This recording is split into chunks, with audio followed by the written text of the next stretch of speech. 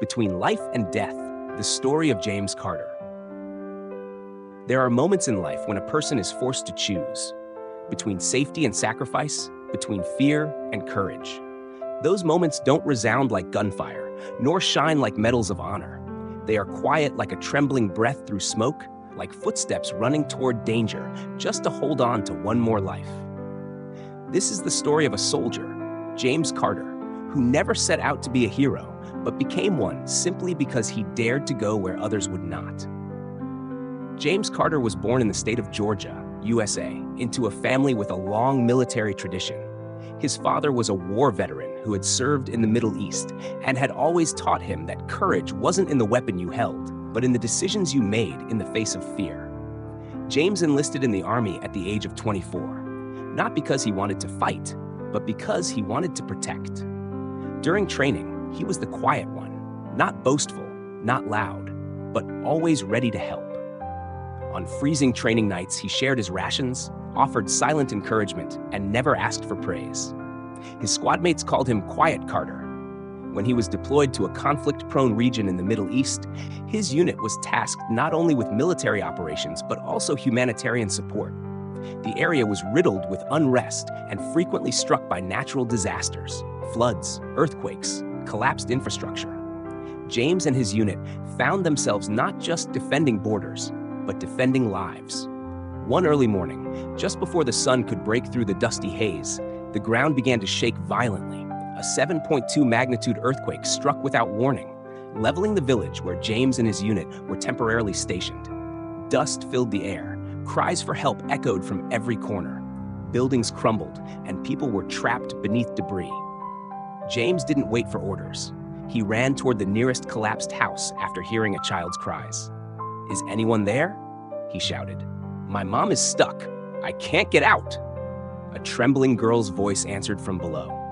Without thinking about the risk of aftershocks or falling debris, James began pulling away the rubble with bare hands. Time was ticking against them. His hands bled from broken glass, sweat drenched his back, but he didn't stop. After over an hour, he managed to pull the little girl out, then dove back to retrieve her unconscious mother, trapped further inside. Just moments after James got them both out, the roof collapsed behind them. The girl's name was Layla. Later, when she spoke of James, she said, "He was the light in that darkness." As James assisted in evacuations, he received word. 3 of his fellow soldiers were trapped inside a half-collapsed house near the village center, a zone flagged for gas leaks and ongoing aftershocks. The commanding officer ordered a halt to rescue efforts in that area due to the risk of explosion and structural failure, instructing everyone to wait for specialized rescue teams. James stared at the ruined house. That was where he had shared meals, laughter, and brotherhood with those men for 6 months. In his mind, there was no choice, only action. "Carter, you go in there. You might not come back," the commander warned. James simply replied, "If I were the one trapped, they'd do the same." He put on a gas mask, grabbed a flashlight and a small oxygen tank, and ventured in.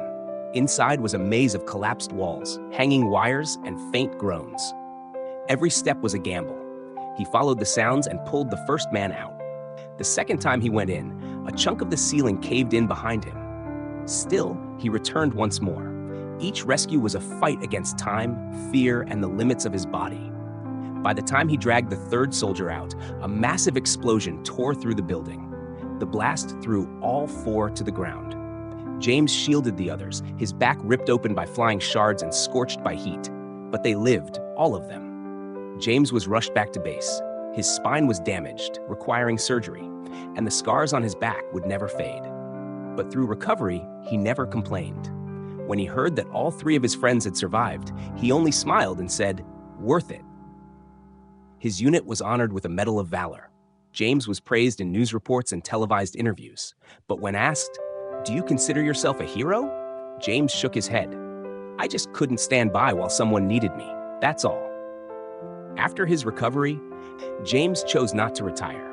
He shifted to humanitarian advisory roles in disaster zones, teaching evacuation strategies, first aid, and how to build safe shelters. He no longer carried a rifle, but still walked into danger, not to fight, but to save. He returned to the village where the earthquake had struck years earlier, helping to build a new school. There, young Lila, now a teenager, volunteered to help children orphaned by war and disaster. James stood in the schoolyard one afternoon, watching the flag flutter peacefully in the breeze. There were no gunshots, no orders, only the laughter of children. Thank you for listening.